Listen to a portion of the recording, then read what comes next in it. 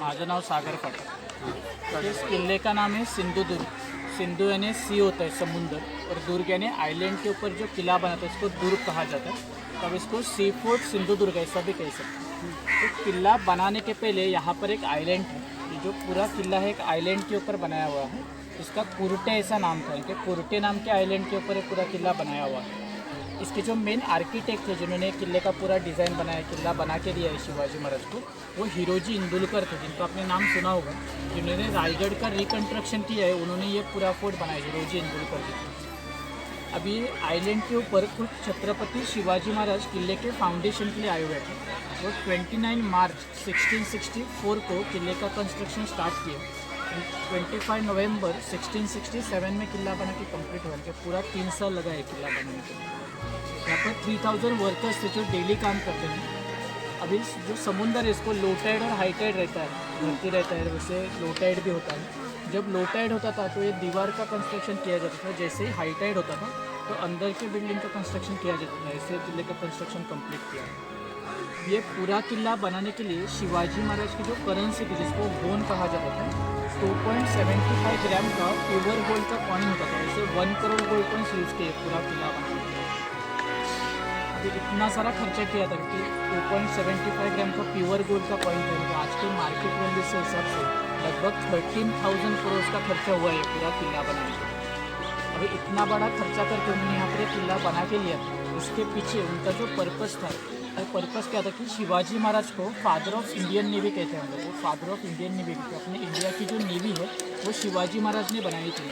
तो इस नेवी के सेफ्टी के लिए उनको किला चाहिए था। अगर नेवी के लिए किला बनाना है, शिप्स के लिए, जहाज़ों के लिए अगर किला बना तो समुंदर में बनाना पड़ेगा, इसलिए यहाँ पर एक किला बनाया गया। उनका किला बनाने का मेन पर्पस था।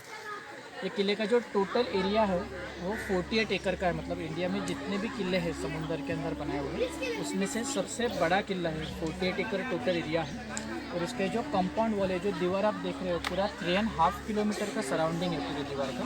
दीवार का जो हाइट है वो लगभग 40 से 50 फीट हाइट का दीवार है ये। मतलब जो सी का लेवल है बाहर का हाइट हाइट का, उससे 40 फीट हाइट का दीवार बनाया हुआ है।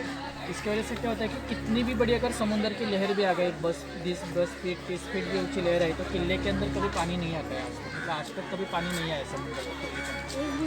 एक दो फुल मुंडे के पूर्णिमा, हाँ फुल मुंडे के पर फिर भी नहीं आता, क्योंकि उतना हाइट के हिसाब से दीवार का था। अगर दीवार के ऊपर से पानी आता तो किला बनाने का कोई मतलब ही नहीं रहता है। अभी ये जो पत्थर यूज़ किया हुआ है ना, ये सब यहाँ का ही पत्थर है किला बनाने का। जो आइलैंड था वो आइलैंड को पत्थर के किला बनाने के लिए इस्तेमाल किया हुआ है। इस किले को एक ही मेन एंट्रेंस है जहाँ से आपने एंट्री लिया। वो जो एंट्रेंस है वो टीकुड़ से बना हुआ है, साफ के लकड़ी से बना हुआ एंट्रेंस है, जो आज भी वेल मेंटेन है। जो एंट्रेंस है वो सुबह के टाइम में खोला जाता है। जैसे ही सनराइज़ होता है तो एंट्रेंस खुलते हैं, सनसेट होने के बाद में एंट्रेंस बंद किया जाता है। ये पुराने टाइम से चालू है अब ये जो एंट्रेंस है, जब आप बोट से आ रहे हैं तो आपको बाहर से एंट्रेंस दिखाई नहीं देता, पूरा ब्लॉक हो रहा है दीवार की वजह से। तो एंट्रेंस के ब्लॉक रखने का रीज़न क्या था? अगर बाहर से कोई कैनन से फायर करेगा, बंदूक से फायरिंग करेगा, तो डायरेक्ट फायरिंग एंट्रेंस के ऊपर नहीं आएगी। डायरेक्ट फायरिंग से अपनी एंट्रेंस पूरा सेफ रहेगा, इसलिए बीच में दीवार डालना है। दूसरा तो वहाँ का जो रास्ता है बीच का, उसको बीच में एक टर्न दिया हुआ है।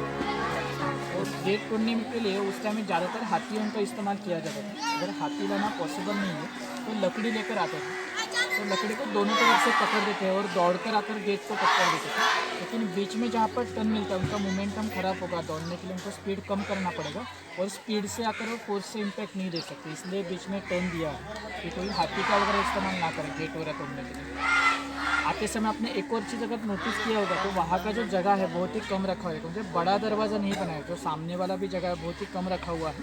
यानी कि एनिमी जब भी अटैक करते थे तो क्या करते थे, मैक्सिमम सोल्जर्स का यूज़ करते थे किला जीतने के लिए। हज़ारों लाखों सोल्जर्स लेकर आते थे। अगर इतने सारे सोल्जर्स एक साथ आकर लड़ाई करेंगे तो उनको ओपन स्पेस लगेगी। उन्होंने देखा होगा तो यहाँ पर ओपन स्पेस नहीं है, बहुत ही कम जगह है, कंजेस्टेड जगह है। तो आने वाले जो एनिमीज़ है वहाँ पर खुले में मैदान में लड़ाई नहीं कर सकते। यह प्लस पॉइंट मराठा सोल्जर्स का था। वो जाते समय ही कम लोग जाते थे, जो आने वाले हज़ारों सोल्जर्स को काट सके थे। इसको गोरिल्ला वॉरफेयर कहा जाता है गर्मी का वाले। और अंदर का जो जगह है यह गार्ड रूम है। गेट के सेफ्टी के लिए हमेशा गार्ड्स रहते थे वहाँ। ये कितना अराउंड अप है? 3.5 किलोमीटर।